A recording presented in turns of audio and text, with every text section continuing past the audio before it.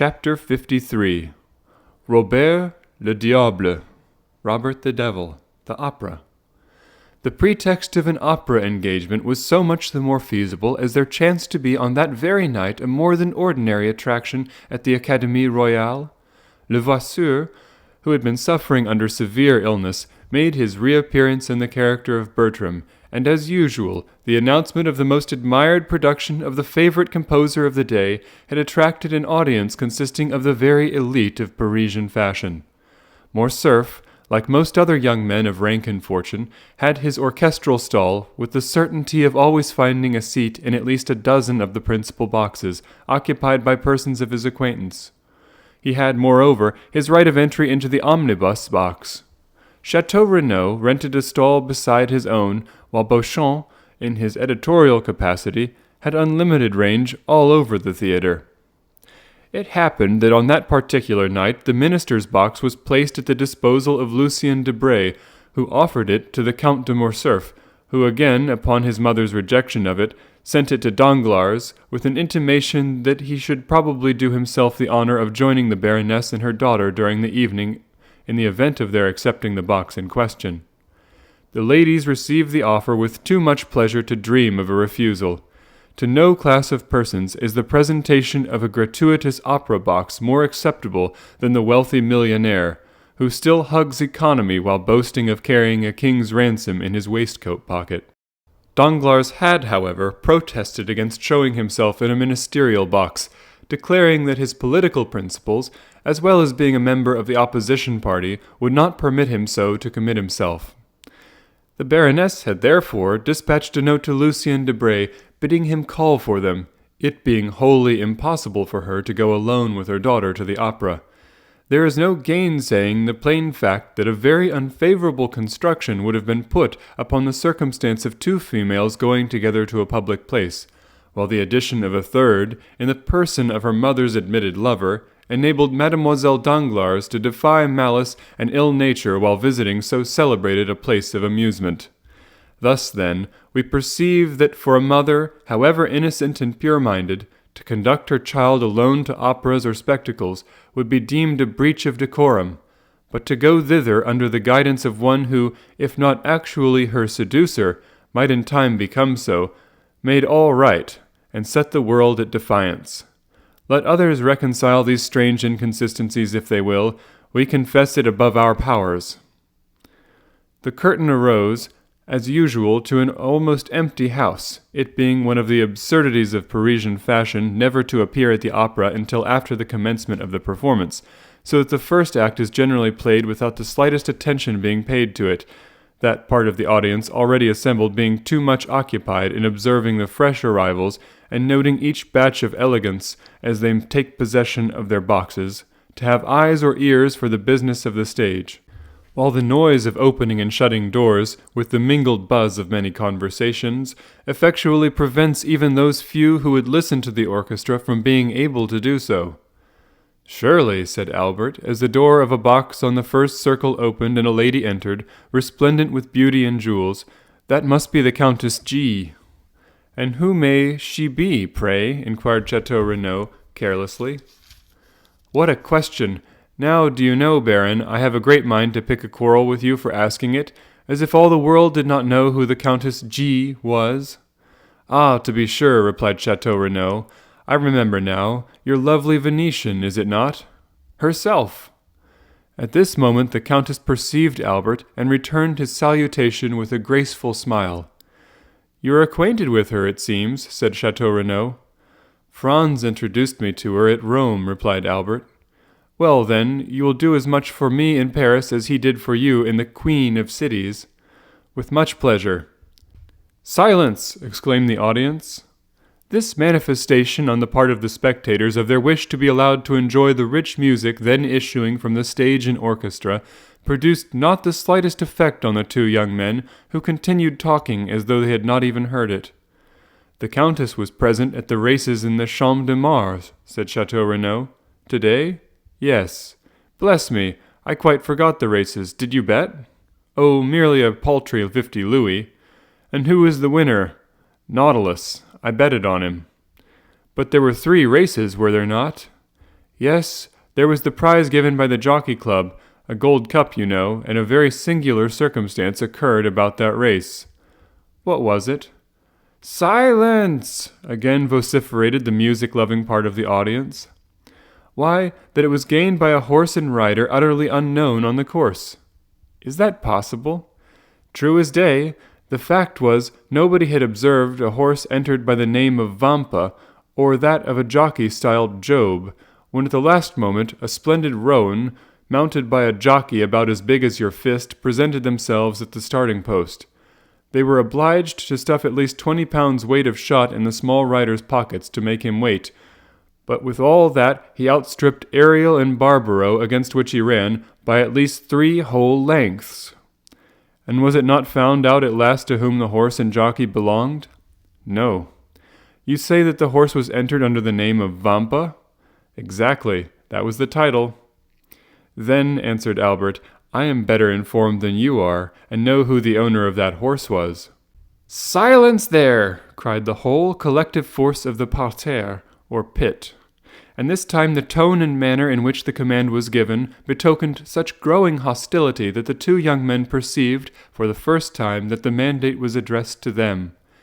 Leisurely turning around, they calmly scrutinized the various countenances around them, as though demanding some one person who would take upon himself the responsibility of what they deemed excessive impertinence. But as no one responded to the challenge, the friends turned again to the front of the theatre and affected to busy themselves with the stage. At this moment the door of the minister's box opened, and Madame Danglars, accompanied by her daughter, entered, escorted by Lucien Debray, who assiduously conducted them to their seats. "Aha!" said Chateau Renaud. "Here come some friends of yours, Viscount. What are you looking at there? Don't you see they are trying to catch your eye?" Albert turned round, just in time to receive a gracious wave of the fan from Madame la Baronne. As for Mademoiselle Eugénie, she scarcely vouchsafed to waste the glances of her large black eyes even upon the business of the stage. "I tell you what, my dear fellow," said Chateau Renaud, "I cannot imagine what objection you can possibly have to Mademoiselle Danglars, that is, setting aside her want of ancestry and somewhat inferior rank, which, by the way, I don't think you care very much about.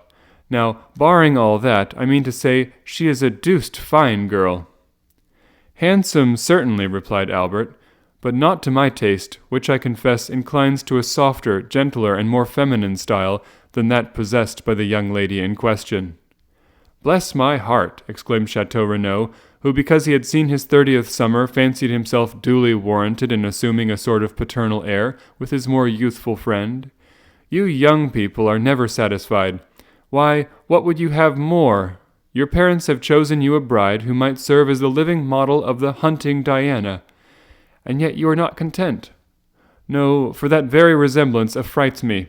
I should have liked something more in the manner of the Venus of Milo or Capua, but this chase-loving Diana, continually surrounded by her nymphs, gives me a sort of alarm, lest she should some day entail on me the fate of Actaeon."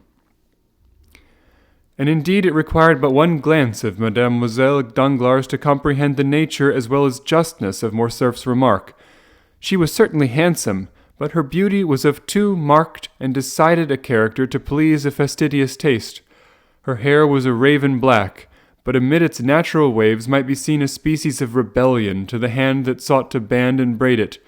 Her eyes, of the same color as her hair, were richly fringed and surmounted by well-arched brows, whose great defect, however, consisted in an almost habitual frown, while her whole physiognomy wore that expression of firmness and decision so little in accordance with the gentler attributes of her sex. Her nose was precisely what a statuary might have chosen for a chiseled Juno.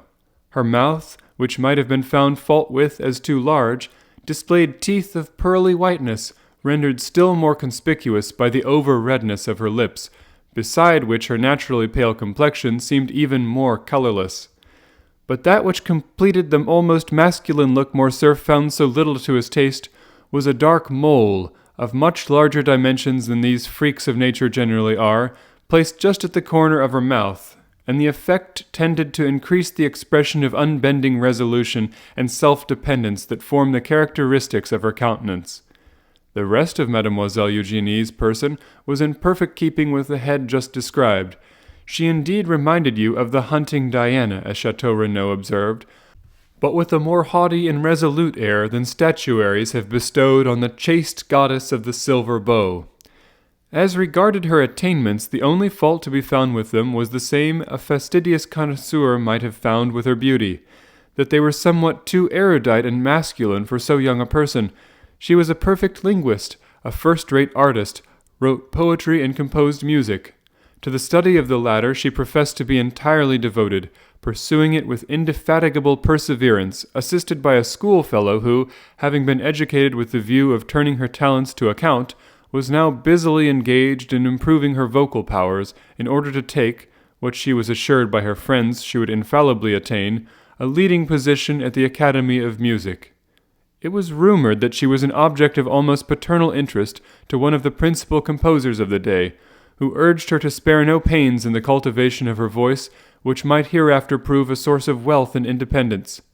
But this counsel effectually decided Mademoiselle Danglars never to commit herself by being seen in public with one destined for a theatrical life. And acting upon this principle, the banker's daughter, though perfectly willing to allow Mademoiselle Louise d'Armilly, for so was the future debutante named, to practice with her through the day, took especial care not to compromise herself by being seen in her company.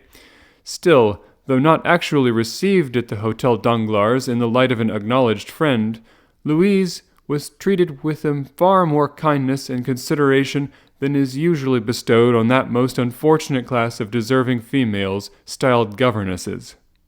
The curtain fell almost immediately after the entrance of Madame Danglars into her box.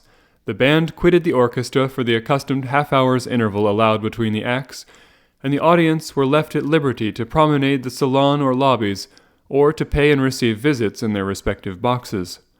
Morcerf and Chateau Renaud were amongst the first to avail themselves of this permission.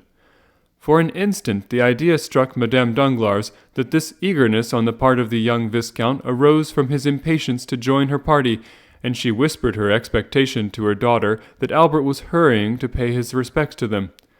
Mademoiselle Eugénie, however, merely returned a dissenting movement of the head, while, with a cold smile, she directed the attention of her mother to an opposite box, situated on the first circle, in which sat the Countess G., and where Morcerf had just made his appearance.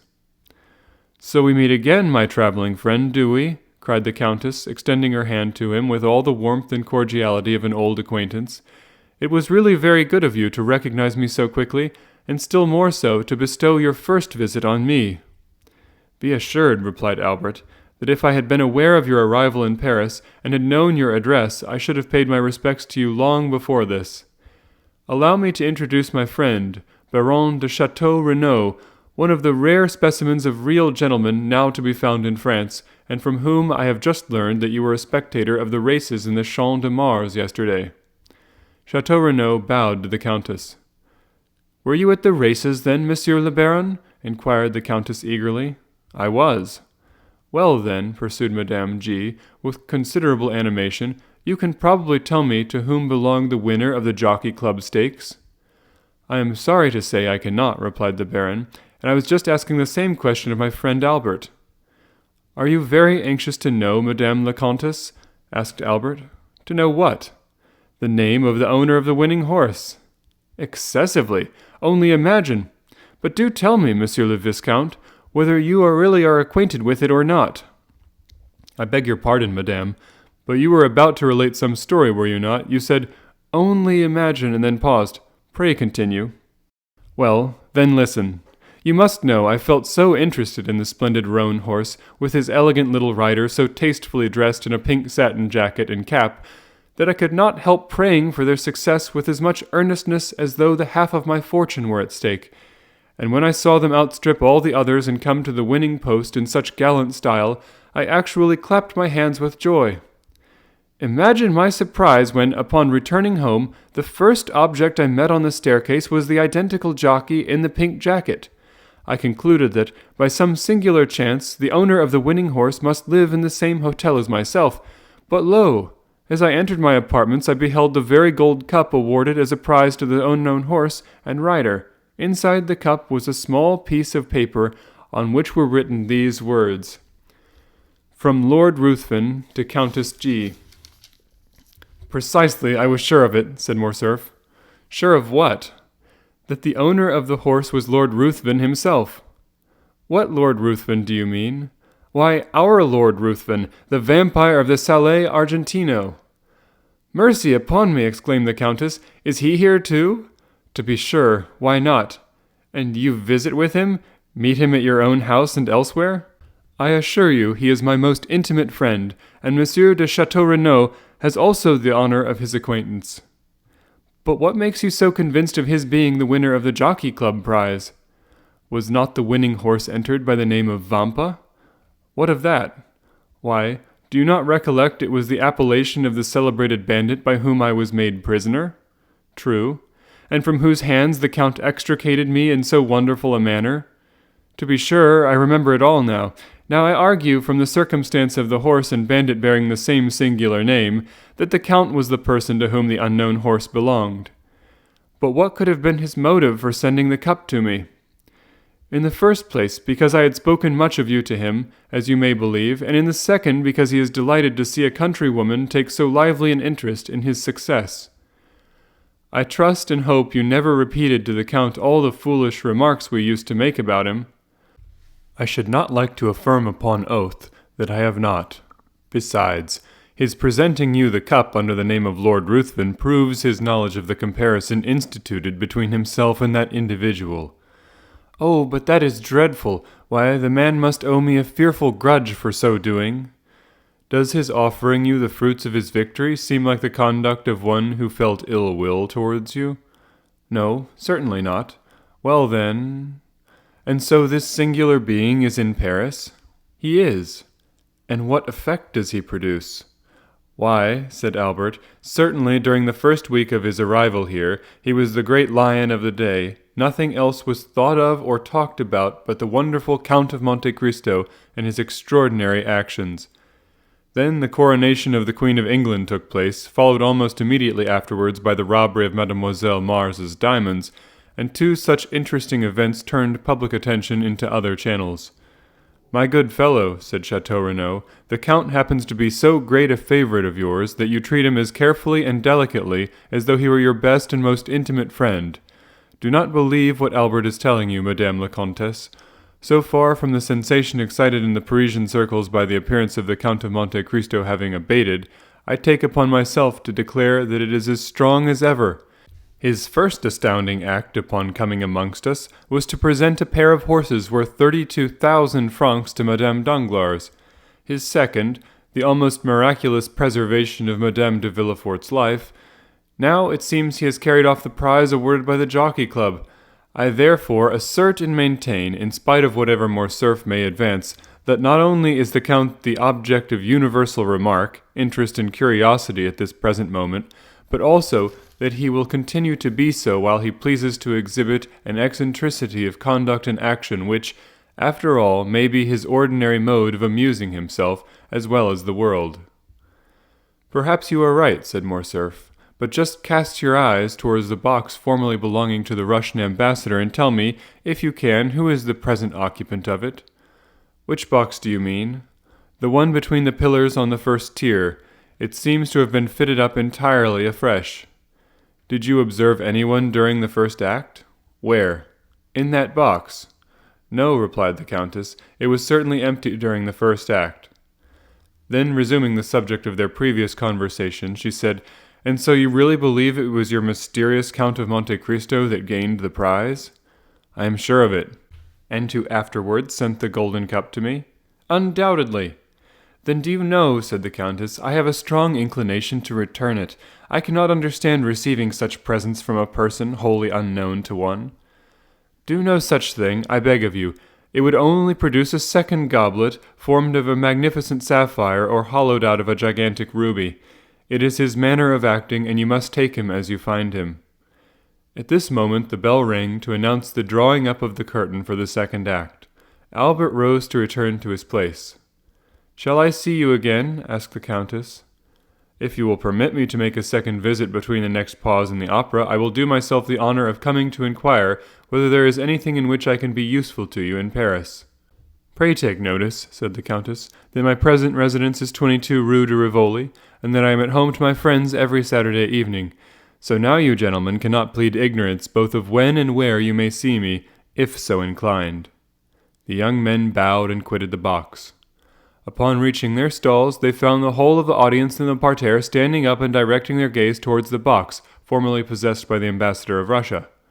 Following the universal example, the friends perceived that an individual of from 35 to 40 years of age, dressed in deep black, had just entered, accompanied by a female dressed after the Eastern style. The lady was young and surpassingly beautiful, while the rich magnificence of her attire drew all eyes upon her. "By heavens," said Albert, "it is Monte Cristo himself with his fair Greek." The strangers were indeed no other than the Count and Haydée. The sensation excited by the beauty and dazzling appearance of the latter soon communicated itself to every part of the theatre, and even ladies leaned forward from the boxes to admire the many-colored coruscations that darted their sparkling beams whenever the superb diamonds worn by the young Greek played and glittered among the cut-glass lustres with their waxen lights. The second act passed away during one continued buzz of voices, one deep whisper, intimating that some great and universally interesting event had occurred. All eyes, all thoughts were occupied with the young and beautiful female, whose gorgeous apparel and splendid jewels threw an air of insignificance upon all the fair visitants of the theatre. The business of the stage was utterly neglected. All seemed to consider the contemplation of so much loveliness far more deserving attention. Upon this occasion an unmistakable sign from Madame Danglars intimated her desire to see Albert in her box directly the curtain fell on the second act, and neither the politeness nor good taste of Morcerf would permit his neglecting an invitation so unequivocally given. At the close of the act he therefore proceeded to the Baroness's box. Having bowed to the two ladies, he extended his hand to Debray. By the Baroness he was most graciously welcomed, while Eugénie received him with her accustomed coldness. "My dear fellow," said Debray, "you have just come in the very nick of time to help a fellow creature regularly beaten and at a standstill. There is Madame overwhelming me with questions respecting the Count. She insists upon it that I can tell her his birth, education, and parentage, where he came from, and whither he is going. Being no disciple of Cagliostro, I was wholly unable to do this, so, by way of getting out of the scrape, I said, 'Ask Morcerf, he has got the whole history of his beloved Monte Cristo at his fingers' ends,' whereupon the Baroness made you a sign to come hither, and now I leave the solution of her questions in your hands." "Is it not almost incredible," said Madame Danglars, "that a person having at least 500,000 of Secret Service money at his command should possess so little information upon so everyday a matter as the present?" "Let me assure you, madame," said Lucien, "that had I really the sum you mention at my disposal, I would employ it more profitably than in troubling myself to obtain particulars respecting the Count of Monte Cristo, whose only merit in my eyes consists in his being twice as rich as a nabob. However, I have turned the business over to Morcerf, so pray settle it with him as may be most agreeable to you. For my own part, I care nothing about the Count or his mysterious doings. I'm very sure no nabob of our time would have sent me a pair of horses worth 32,000 francs, wearing on their heads 4 diamonds valued at 5,000 francs each." "He seems to have a mania for diamonds," said Morcerf, smiling, "and I verily believe that, like Potemkin, he keeps his pockets filled for the sake of strewing them along the road, as Little Thumb did his flint stones." "Perhaps he has discovered some mine," said Madame Danglars. "I suppose you know he has an order for unlimited credit on the Baron's banking establishment." "I was not aware of it," replied Albert, "but I can readily believe it. And further, that he stated to Monsieur Danglars his intention of only staying a year in Paris, during which time he proposed to spend 6 millions. He must be the Shah of Persia traveling incognito." "Have you remarked the extreme beauty of that young female by whom he is accompanied, Monsieur Lucien?" inquired Eugénie. "I really never met with one woman so ready to do justice to the charms of another as yourself. Let us see how far she merits your praises," continued Lucien, raising his lorgnette to his eye. "A most lovely creature, upon my soul," cried he, after a long and searching scrutiny. "Who is this young person, Monsieur Morcerf?" inquired Eugenie. "Does anybody know?" "Allow me to state," said Albert, replying to this direct appeal, "that I can give you very tolerable information on that subject, as well as on most points relative to the singular person of whom we are now conversing. The young female is a Greek. So I should presume by her dress. If, therefore, you know no more than that one self-evident fact, the whole of the spectators in the theatre are as well as informed as yourself." "I am extremely sorry you find me so ignorant a cicerone," replied Morcerf, "but I am reluctantly obliged to confess I have nothing further to communicate. Yes, stay, I do know one thing more, namely, that she is a musician, for one day that I chanced to be breakfasting with the Count, I heard the sound of a guzla. It is impossible it could have been touched by any finger other than her own." "Then your Count entertains visitors, does he?" asked Madame Danglars. "Indeed he does, and in a most noble manner, I can assure you. I must try and persuade Monsieur Danglars to invite him to a ball or dinner, or something of this sort, that he may be compelled to ask us in return." "What?" said Debray, laughing. "Do you really mean you would go to his house?" "Why not? My husband could accompany me." "But do you know that this mysterious Count is a bachelor?" "You have ample proof to the contrary if you look opposite," said the Baroness, as she laughingly pointed to the beautiful Greek. "No, no," exclaimed Debray, "that female is not his wife. He told us himself she was his slave. Do you not recollect, Morcerf, his telling us so at your breakfast?" "Well, then," said the Baroness, "if slave she be, she has all the air and manner of a princess." "Of the Arabian Nights?" "If you like. But tell me, my good Lucien, what is it that constitutes a princess? Gold, silver, and jewels? Our Greek beauty there is one blaze of diamonds. I doubt if any queens could equal them." "To me she seems overloaded," observed Eugenie. "She would look far better if she wore fewer, and we should then be able to see her finely formed throat and wrists." "See how the artist peeps out!" exclaimed Madame Danglars. "My poor Eugenie, you must conceal your passion for the fine arts." "I admire all that is beautiful in art or nature," returned the young lady. "What do you think of the Count?" inquired Debray. "He is not much amiss, according to my ideas of good looks." "The Count?" repeated Eugenie, as though it had not occurred to her to observe him sooner. "The Count? Oh, he is so dreadfully pale!" "I quite agree with you," said Morcerf, "and it is in that very paleness that consists the secret we want to find out. The Countess G. insists upon it that he is a vampire." "Then the Countess G. has returned to Paris, has she?" inquired the Baroness. "Is that she, mamma?" asked Eugenie, almost opposite to us, with that profusion of beautiful light hair. "Yes, yes, there she is," cried Madame Danglars. "Shall I tell you what you ought to do, Morcerf?" "Command me, madame, I am all attention." "Well, then, you should go and bring your Count of Monte Cristo to us." "What for?" asked Eugenie. "What for? Why, to converse with him, of course. If you have no curiosity to hear whether he expresses himself like other people, I can assure you I have. Have you really no desire to be introduced to this singular being?" "None whatever," replied Eugenie. "Strange girl," murmured the Baroness. "He will very probably come of his own accord," said Morcerf. "There, do you see, madame? He recognizes you and bows." The Baroness returned the salute in the most smiling and graceful manner. "Well," said Morcerf, "I may as well be magnanimous and tear myself away to forward your wishes. Adieu, I will go and try if there are any means of speaking to him." "Go straight to his box, that will be the simplest plan." "But I have never been presented." "Presented to whom?" "To the beautiful Greek." "You say she is only a slave." "Well, you assert that she is a queen, or at least a princess. No, I cannot venture to enter his box, but I hope that when he observes me leave you, he will come and take my place." "We shall see. It is just probable. Therefore, go at once." "Adieu. I sacrifice myself, remember that," said Albert, as he made his parting bow. As he had predicted, just as he was passing the Count's box, the door opened, and Monte Cristo came forth. After giving some directions to Ali, who stood in the lobby, the Count observed Albert, and taking his arm, walked onwards with him. Carefully closing the box door, Ali placed himself before it, while a crowd of wondering spectators assembled round the unconscious Nubian. "Upon my word," said Monte Cristo, "Paris is a strange city, and the Parisians a very singular people. Do pray observe that cluster of persons collected round poor Ali, who is as much astonished as themselves. Really, one might suppose he was the only Nubian they'd ever beheld.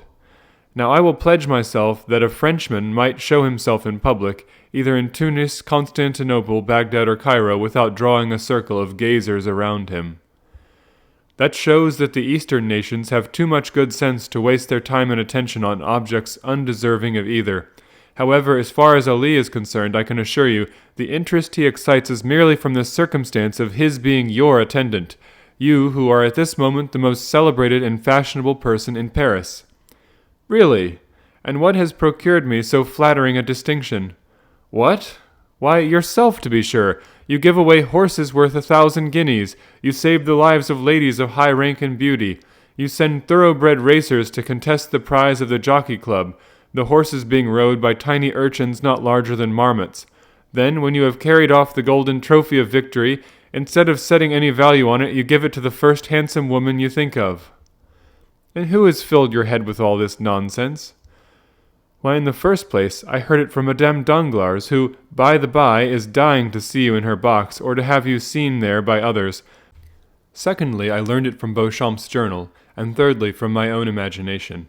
Why, if you sought concealment, did you call your horse Vampa? That was an oversight, certainly, replied the Count. But tell me, does the Count de Morcerf never visit the opera? I have been looking for him, but without success. He will be here tonight. In what part of the house? In the Baroness's box, I believe. Is the charming young female with her, her daughter? Yes. Indeed! Then I congratulate you. Morcerf smiled. We will discuss that subject at length some future time, said he. But what think you of the music? What music? That which you have just heard. Oh, it is admirable as the production of a human composer, sung by a party of bipeds without feathers, as Diogenes styled mankind. Why, my dear Count, would you have me understand that you undervalue our terrestrial harmony, because you can at pleasure enjoy the seraphic strains that proceed from the 7 choirs of paradise?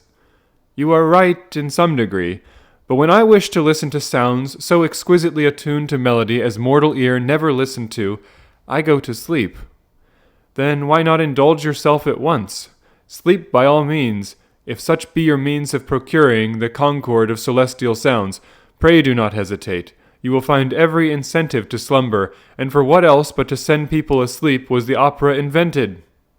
No, thank you. Your orchestra is rather too noisy to admit the soft wooing of the drowsy god. To sleep after the manner I have mentioned, and to produce the desired effects, absolute calm and silence are necessary. A certain preparation must also be called in aid. I know, the famous hashish. Precisely. Now you know my secret. Let me recommend you, my dear Count, to come and sup with me whenever you wish to be regaled with music really worth listening to. I have already enjoyed that treat when breakfasting with you, said Morcerf. Do you mean at Rome? I do. Ah, then I suppose you heard Heidi's guzla. The poor exile frequently beguiles a weary hour in playing over to me the airs of her native land. Morcerf did not pursue the subject, and Monte Cristo himself fell into a silent reverie.